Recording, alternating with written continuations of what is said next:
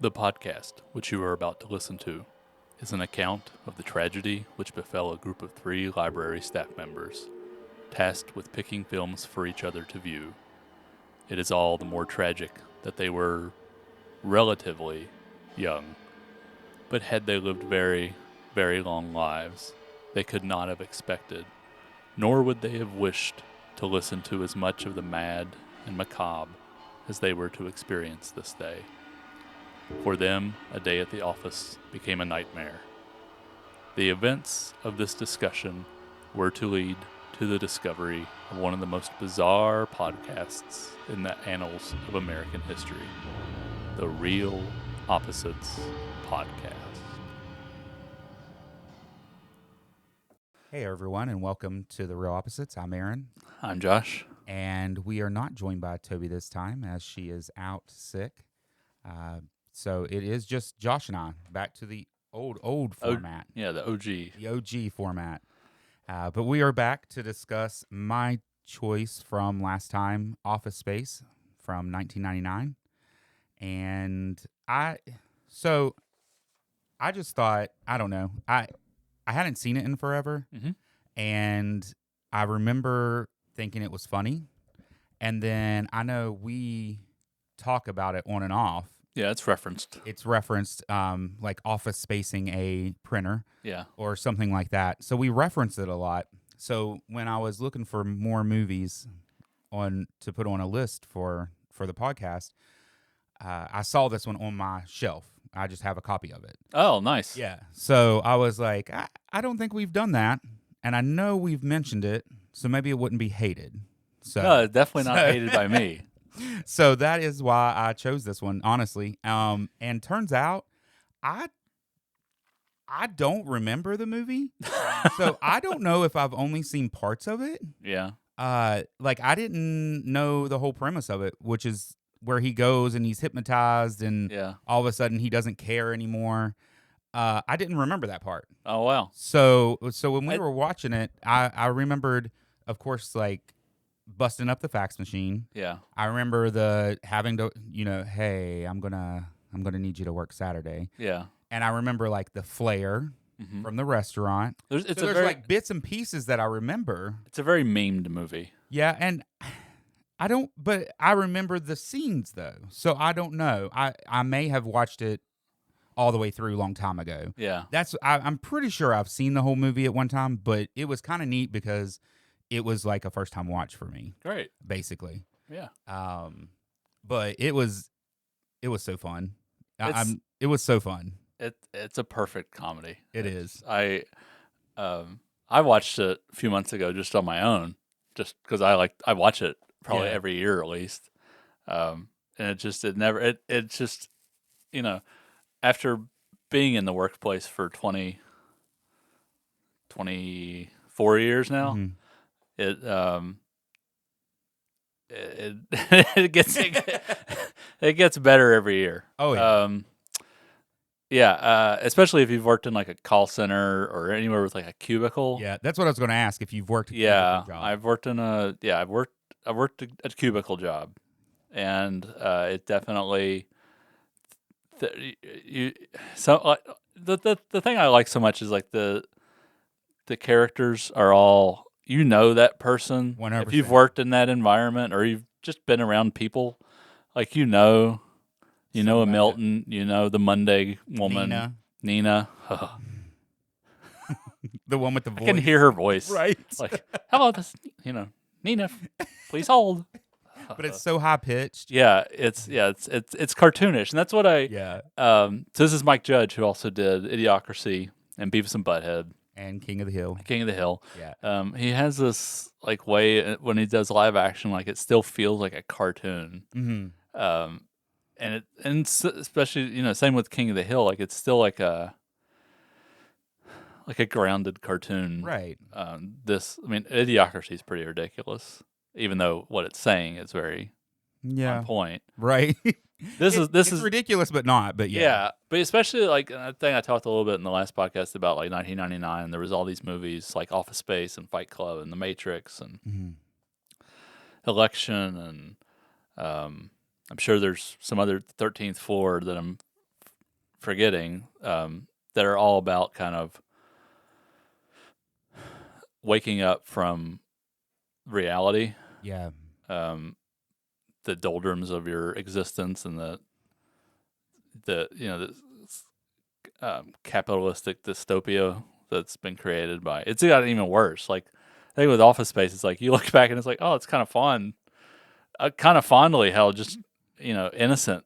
Right. Like, there's no like social media or anything. It's all just very people still like talk to each other. Hmm. There's no texting. There's no Yeah, you I know think it was evident when he's talking to his neighbor that he can, talk to through the wall to. yeah, And he he's like, "Well, all you got to do to not work Saturday is just leave. avoid the boss, leave early, and don't answer your answering machine." Yeah, And it's like, man. man, those Only days. you could do that. Yeah.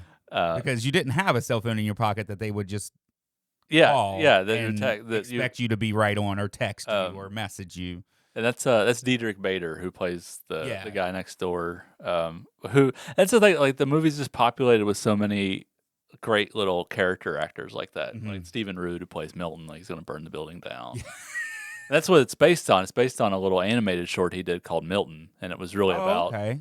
about Milton when his red stapler, and like people would steal it, or Yeah. basically just Milton's business in the movie is what the animated show, and it Oh, okay. it was on Saturday Night Live. Okay. I didn't know that. And I think it was pre Beavis and Butthead, so it was kind of his first thing that he Yeah. did. I love Stephen Root. When he pops up in a movie, he's always great. He can play like he's played just complete a-holes, and he's played Hmm. these kind of characters, and he's played everything. But I just like the movie is simultaneously like a time capsule Hmm. and also like a warning, Right. kind of like Idiocracy. And it's like there's parts of it.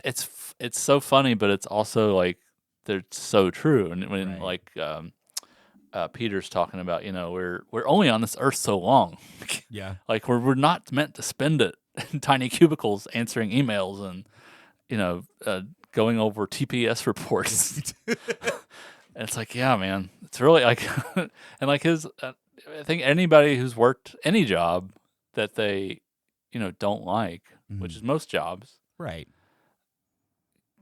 can sympathize with that. Like, Hmm. I'd rather be out, he'd rather be out fishing or, Right. watching Kung Fu. And yeah, yeah, I mean, everybody feels like that, I think. Yeah. And I just love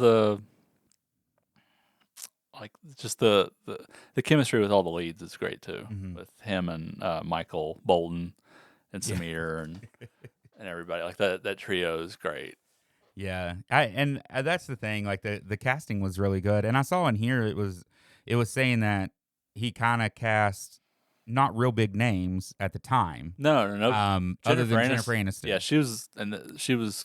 she was on Friends, Yeah. so this would have been like peak Friends time, and So I so guess that was like kind of to draw people in, and then he yeah, was able to cast random people basically. But I think the casting is so good in it. yeah, no, it's great, and like I'm sure, Everybody brings their character to life. yeah, and I'm sure that the studio was like, okay, this is your cast, but you have to give us somebody that people Right. recognize. Yeah, that's basically what it sounded like when I was reading the facts. Like, Yeah, you have to have somebody that people are going to know their name. I mean, there's a lot of like Diedrich Bader, and I think he was on the Drew Carey show at this time. Yeah, I Um, would think. Yeah, that and should there's a be. lot of like character actors, like yeah, you've seen him in like a couple dozen movies probably or Right. TV shows, but he's not like a A name, big like name a that's movie going to bring star. in. Yeah. But since then, like Ron Livingston's become a pretty decent star. Like he's got Hmm. a really good filmography, and John C. McGinley, he went to Scrubs not long after this, and Right. Gary Cole's a great. He's similar to Stephen Root, he plays Lumberg. Hmm. Um, he can play like just an a-hole, or he can play the sweetest guy in the world. Yeah. He's a really good actor, and that's what it's really refreshing about these movies, especially from back then. Is like they cast just really good actors to play these very memorable roles. Like more Hmm. more roles in this are more memorable than like any movie that's popping up on Netflix at this point, Oh, for or sure. whatever. Like, I just forget those characters all the time, but these characters are so identifiable by either their mannerisms, their voice, or their actions that they leave a lasting memory. Yeah, which I mean that goes back to like you said, if you're watching this and workplace or even just people, Yeah, you're able to relate and be like, oh yeah, I know a person like that because they do so well at bringing that character out. yeah. I mean, Um, there's an authenticity. Like, Mike Judge has probably worked some oh, some office job like that. This came out of his frustration, and for I sure. mean, he's basically Peter, I would imagine. Like, he Yeah, was able to create his cartoons, and that led to Beavis and Butthead, and then King of the Hill, and then this, yeah. and the movie, like when it came out, similar to like Fight Club, um, it wasn't like a hit when it Oh, came out. okay. Like, Yeah, that's what I was going to ask you if you knew about the release of it. yeah, and it wasn't until it hit video and DVD that they the studio was like, wow, like the Yeah. rentals and sales and I could everything. kind of see that. I could kind of see this not doing great in a theater just because I Yeah, don't see I don't see how you would make a trailer that you're like, "Man, I want to go pay to watch that." I yeah, don't know. It just seems like it would be hard to pull people in. it would be, and I think it came out. It was just such a stacked year too, and a lot of True. movies got lost. Yeah, It's such an easy movie to watch. it is. It's so easy to just um, sit back and just Enjoy. get lost Yeah. um, in the story, because there's so many, like there is like a through story, but there's Sure. also there's so many memorable little moments and beats, and And little side things. yeah, I mean there's like there's so But it many, doesn't distract from it either. no, It's just it flows. and it all informs the character. I think of like oh, what's his name? Tom's the one that gets hit by the car and wins the Oh yeah. settlement or whatever, and like his jump to conclusions, Matt. It's like those little bit, like it's like a minute of screen time, but Oh, it's great. you just reference that all the time. Yeah, I like when they're talking about inventions, and he first mentions the There- jump to conclusions map, and he's like all excited about it. And he's like, I had an invention that I should have went through with, and they're like, well, what was it? And he's like so excited to tell it, and then they're like, no, that's horrible. That's Michael's a like, horrible that's idea. the worst idea I've ever Yeah. heard. Yeah, and he's just like, oh, but then he still follows through with it. But I love how nervous he is. Like at the beginning of the movie, like he's like worried that they're bringing in these consultants, and he's like, we're gonna lose our job. They fired all these people Right. in whatever other city, and then they're walking to work, and he just like trips a little bit. It's like, it probably wasn't scripted. It just happened, but I'm glad they left it in, those little moments where it's like somebody that nervous. Yeah, he would probably trip. And Right. And then he goes into his interview with the consultants, and he just like flips out on them, yeah, and they're like, "Oh, okay, what well, do you do here, Bob? right." He's Or like, Tom. I'm good with customers. I'm good with people." And it's like, "Whoa, you're yelling about it." It's like, yeah, strike. And of course, you have Peter that goes in, and he's just like, "Yeah." It's just, after he is relaxed, Yeah, and it's just like, I do about 15 minutes of work a day. I think it's Other a than week. that- That's what- yeah, maybe a week. Other than that, I make it look like I'm busy, and TPS reports are stupid. And they're like, you know what? We're giving you a promotion. Like, okay, that makes sense. yeah. It's just, I don't know. I love these kind of comedies last the best for me. These kind of like satirical, have a bit of social commentary to them Right. about, it is kind of a time capsule, and about what office life was, because I mean it's pre-internet really. Right. I mean it's the internet was around, but it wasn't as pervasive as it is now. So there was like water cooler, like people actually would talk to each Right. other, and there was water cooler talk. Mm-hmm. You would walk up to somebody's desk instead of texting them or emailing them or whatever. Right. And, so it's, but then yeah, just him, the music choices as well. Like when he's getting his raise, and I forget what the song is, like, damn, it feels good to be a gangster. And he's just like unscrewing his cubicle, Right, and pushes it down. pushes it so he can see outside. And then Lumbergh's like, yeah, he walks off, and then Lumbergh's just like, yeah, we'll get this cleaned up for you, Peter. Right. Just Yeah. After he's like, oh, I have a meeting with the consultant. with the Bills, I Yeah. think, The Bills. That's or their the name. Bobs, the Bobs. Oh, okay. Um, Yeah. Nobody's named Bill, are they? no, they aren't. I Bill, was Bill thinking, was. I was thinking of King of the Hill. Yeah. Well, Bill Lumbergh.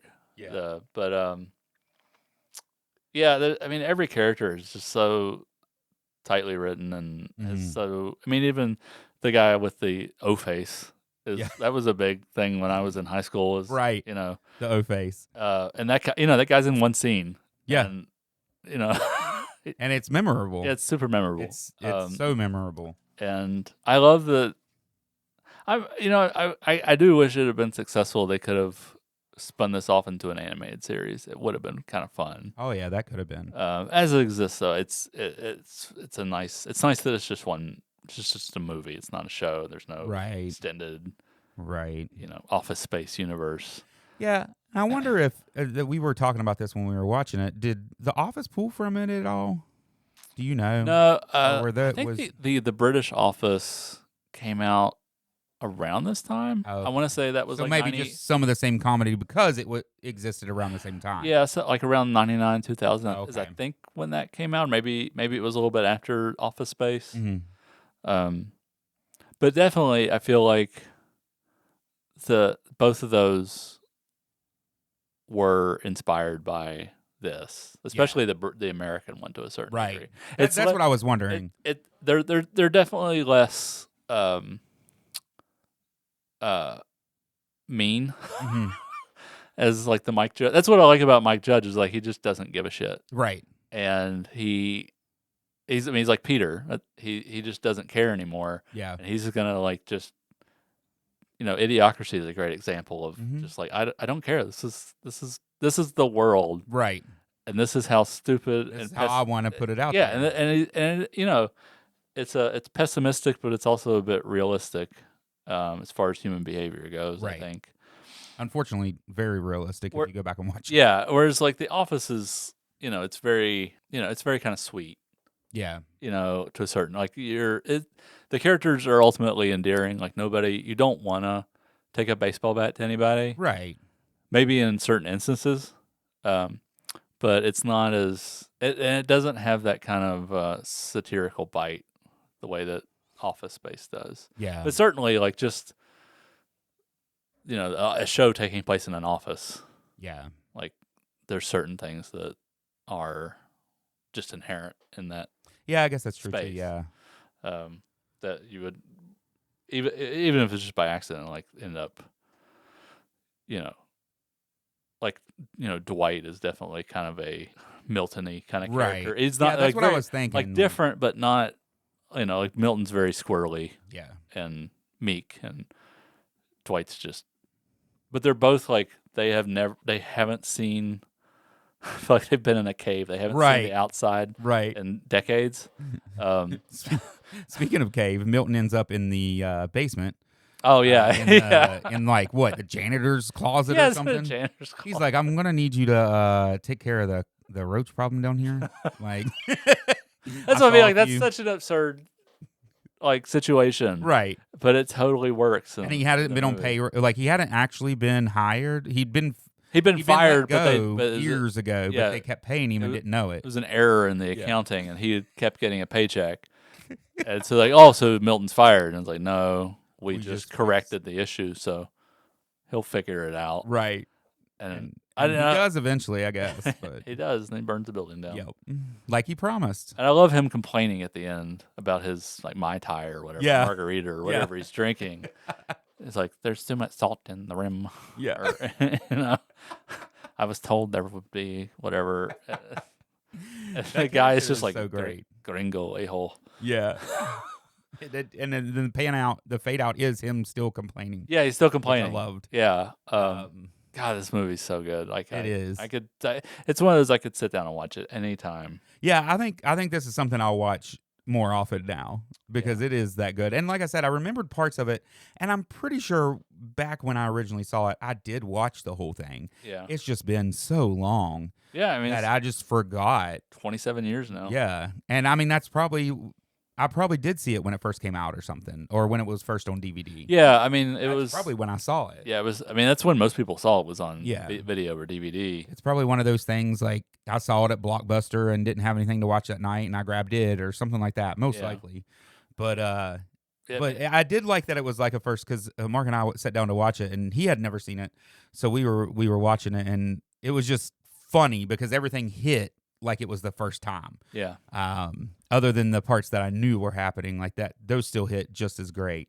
But I definitely did notice the soundtrack this time. It's so great. yeah. I love So when good. they're in the fax machine destruction, the assassination Yeah. of the fax machine. There's like a part where they kind of like have to pull Michael off of it because he's just hitting it He with just his keeps fist. going. Yeah.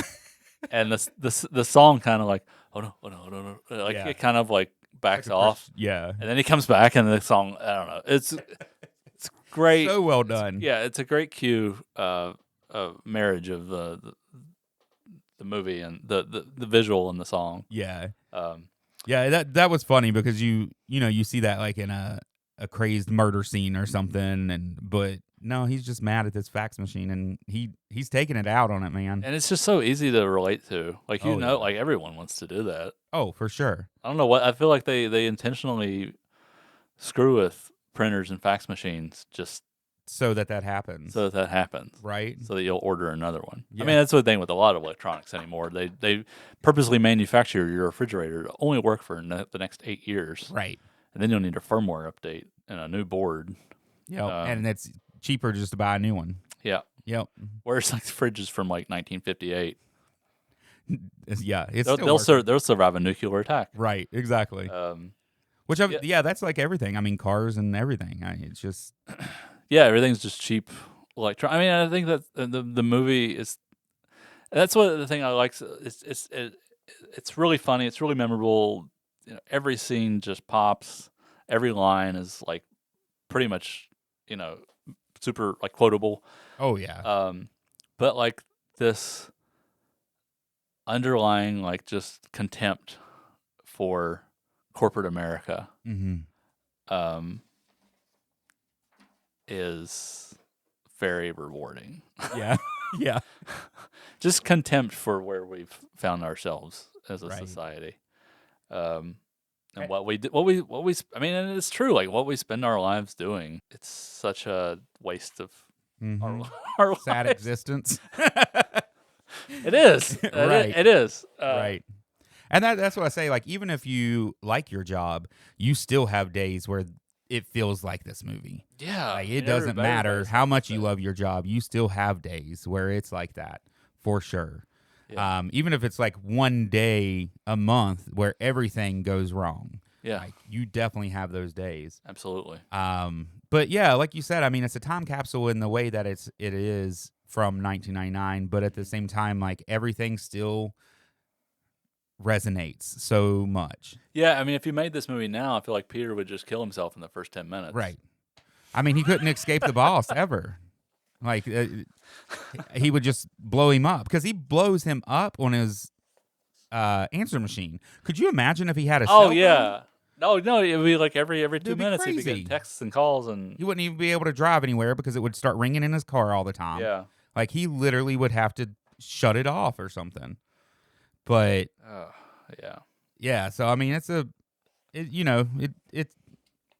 it works. It does, and the jokes still work, and that's what's great about it. But I did like that I saw that they no longer made the red stapler. Yeah, the swing line. Yeah, until this movie, people started requesting it again, so they started making it again. I wonder if they still make it. That's funny. They probably do. That would be great.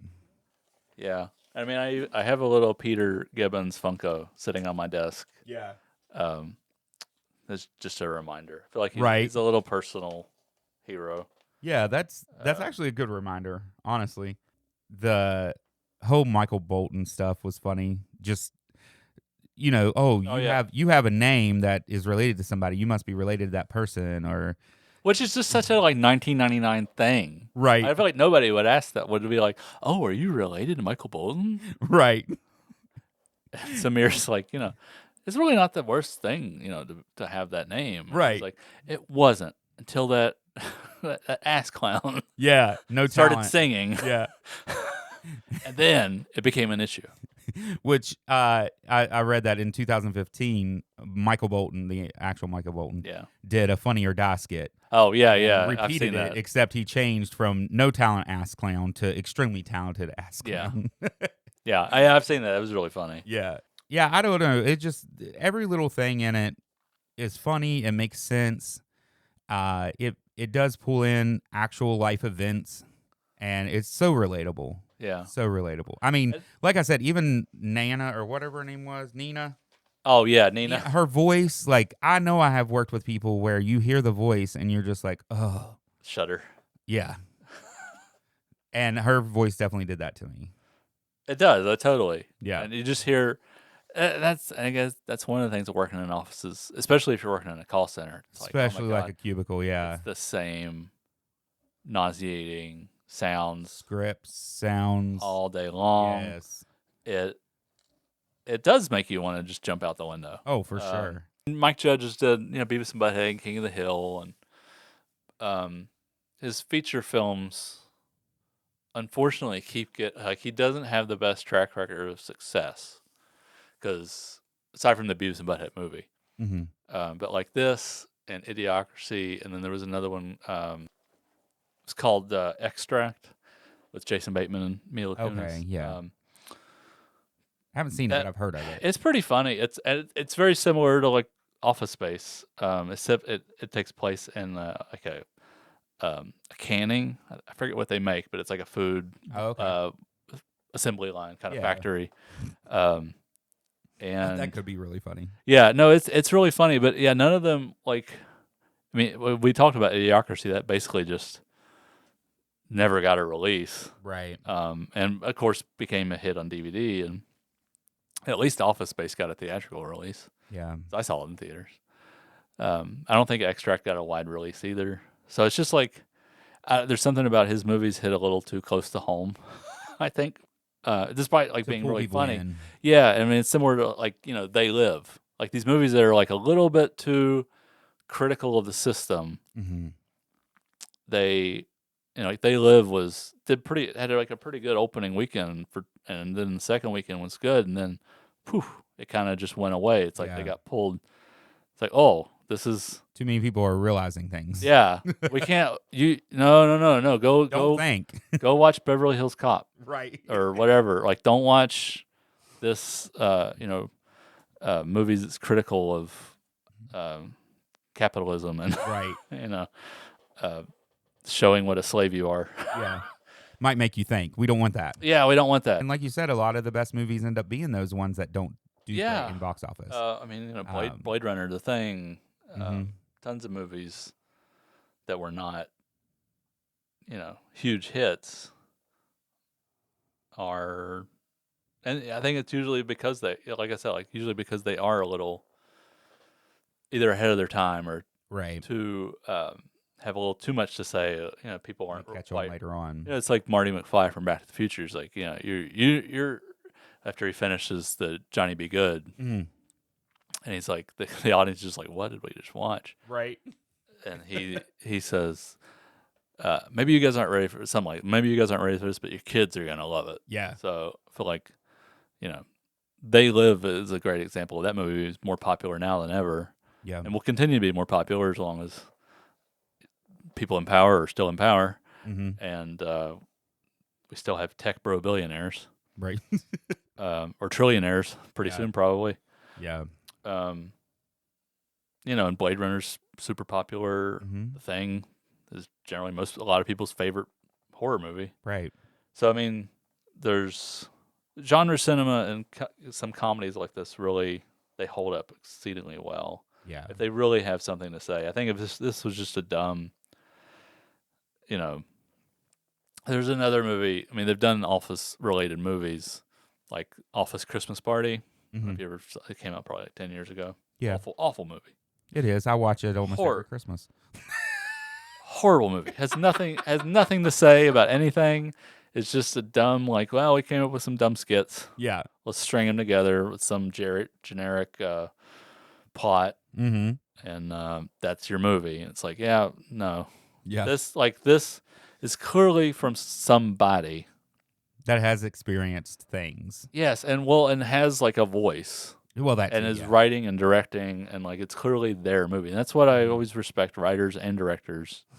Somebody who writes and directs is just there's more of an authorship of the movie, Yeah. um, and you definitely feel that. It doesn't.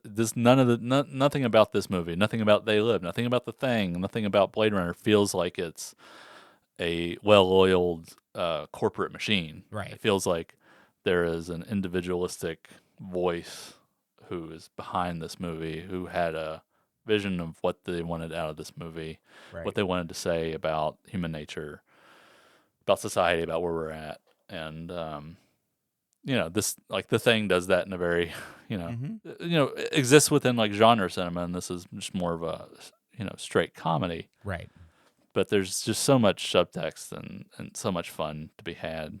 And I think that's what keeps them relevant Yeah. and, still As long as there's offices, people are just going to be wanting to take a baseball bat right. to a fax machine, and that's Exactly. never going to. That's never going to change. It's never only going gonna to get change. worse, probably. Yeah, I mean, now it's just you want to blow up your phone. I mean, they may just if they made this now, you'd want to blow up your phone, or, Right. Take down the server. Yeah. Right. So yeah, it's this was like I've talked before. Like this is like the best year for movies, and this is one of the best movies of that year. Yeah. And in a lot of ways, maybe the most ahead of its time. I could see that. Yeah. This and Fight Club probably. Yeah. Both Fox movies. So Fox clearly was not into. It's amazing both of these were Fox movies, and neither one was a hit because neither one got marketed very well. Or Fight Club especially was marketed as a Brad Pitt, Ed Norton action movie. Right. It's not what the movie is. No. Especially if you haven't read the book, you have no idea what Fight Club is. It just looks like and this would just look. I think the trailers were just very generic, like office comedy. Right. Didn't really have much to say. I did see one thing other than the stapler. The other thing that people did was they actually created their own version of the Jump to Conclusions game map. Oh my god! I know we've already circled around that, but I'm Yeah. gonna have to circle back and just be like, "What?" I'm Why? sure you can find one on it. I'm sure you can find it on Etsy. Oh my gosh! We're like, what is the purpose? That is Jump. funny though. To conclusions. Yeah. I just love his face. Like he's in a wheelchair and he's all bandaged up and he's got casts, and I think he's got like his neck's pinned like in one of those Halos. halo. Just his face. He couldn't be happier. Oh yeah. He's like, look what happened to me. Yeah. I have money and I made my mat and I can't move, but look at me living the life. That's kind of what it is. Like if you want to get like if you're just like a middle class dude or whoever, you kind of have to kill yourself to get ahead to get any money. Yeah. It's just pure luck that he was going to kill himself. Mm-hmm. And yeah, and he decides not to. He sees his wife and decides not to. And he pulls out of his driveway and gets ran over. Yeah. Well, gets hit. Gets hit by a drunk driver. Yeah. And then it's wins like all kinds of money in a settlement. Yeah. So I mean, that's a great. That kind of sums up the movie. Like if his wife hadn't walked in, he would be dead. He would have killed himself because he lost his job. Because that's where we are. If you lose your job, you die. Right. And it's only because his wife walked in, Mm-hmm. and then he gets hit by a car, and almost dies. Right. That he has anything. But that's when he's happiest. Yeah. Yep. Yeah. And that's sad but true. It's sad. It's true, and that's why it's funny. Like it's it's one of those like you're laughing, and also crying a little bit inside because of how accurate it is. And speaking of like the depth of the cast, I didn't realize this, but Gary Cole, who plays Lumberg, was in a movie called The Simple Plan that was released in '98, a few months before this came out. They also just dumped this movie in like I think January or February. Like they just dumped it, which is back then was now movies come out in January and they do pretty good, but back then it was just like anything you got that you just need to Throw a something tax out. write-off. Put it in January. Yeah. And in that he plays. I was talking earlier. He plays a villain, like he plays the bad guy in Mhm. that movie. He's so good in that movie. That's a perfect movie too. With Yeah. it's a Sam Raimi movie with Bill Paxton and Billy Bob Thornton and Bridget Okay. Fonda. Gary Cole is in it. It's terrific. It's a great movie. What was the name of that one? It's called A Simple Plan. It's about Okay. um, three guys are just hunting in the woods and they come across a crashed plane. Like it's out in the Okay. Midwest somewhere, and there's I think maybe like $1 million or something. It's clearly like a drug, Plane. like a small drug. They were Yeah. trafficking drug money that crashed, and Gary Cole was like one of the guys coming later. He Collect comes it. in late in the movie, but he is like looking for the money, and he's acting like he's like a federal marshal or something. Mhm. But that's such a good movie. It's a perfect movie, Yeah. which we'll have to talk about at some point. But Yeah, it sounds like it'd be fun. it's just like that's what I love about character actors. John C. McGinley's another great one. He kind of got stuck in the Scrubs, whatever that character, the doctor's name is, but he's a really good character actor that can Yeah. play pretty much anything. Yeah, I was, and that's like Diedrich. Diedrich, yeah. I was excited to see him. He's great. I like, mean, anytime I see him in something, I'm like, this, turn to Channel 9. yeah. I totally forgot about it. So good, so good. Doesn't that girl look like Ann? Right? And it's so great because it's talking about how thin the walls are, and he's just yelling through. What I love, like when they're discussing the plan, and he's like, there's like a pause after they discuss the plan to steal the Yeah. money. He's like, "Don't worry, I won't tell anybody." Yeah, because they're like, you can't tell anybody. they're like, "Who is that?" It's like, your secret's safe with me. Oh man, I love this movie. I could watch it again tonight. Yeah, I mean, it's that good. It really is. It really is. And that's what I said. Like, I remembered the parts I remembered, of course, and those were funny. But just watching it and not remembering the whole plot was great. Yeah. It was like a first time watch. Yeah. But I feel like it's just that good that every time it's going to be like that. Yeah. No, I love this movie. I'm glad we were able to do this on the podcast. Yeah. I'm glad you picked it. Yeah. I'm sad Toby wasn't here to tell us her opinion. I'm sure she liked it too. She can tell us next time around. Yeah. We can dedicate a few minutes to There her you go. Office Space review. See what she thought. Yeah. But yeah, I think it was a fun one to do. Yeah. I really enjoyed watching it. Yeah, it's a great one. Yeah. So I guess that will bring us to the end of that discussion. Yeah. That is Office Space, and I guess it's going to be your turn to pick a movie. Toby Yeah. picked one. I picked one. It is. There's so many, Yeah. but I think at this point in my life, Oh Lord, I don't know why that worried me, but all right. and what's going on in the world? Oh, Idiocracy. No, Idiocracy again. So starved of content, we can Right. do No, I am gonna pick Natural Born Killers. Okay. 1994. It's Oliver Stone, Woody Harrelson, Juliette Lewis. Heard of it? I don't think I've seen it. It's a pretty infamous movie. Mm-hmm. It's similar to Office Space. It is kind of a time capsule Mm-hmm. of like the early to mid 90s and what was going on. The sensationalism of journalism, Okay. which is only degraded further. And it's wild, man. I'm excited. I mean, Yeah. looking at it and just talking about it, I'm actually excited about this one. Yeah, I love this So movie. I was worried when you were like in the state of the world. I was like, oh no, but no, this one looks like something I'll probably like. Yeah.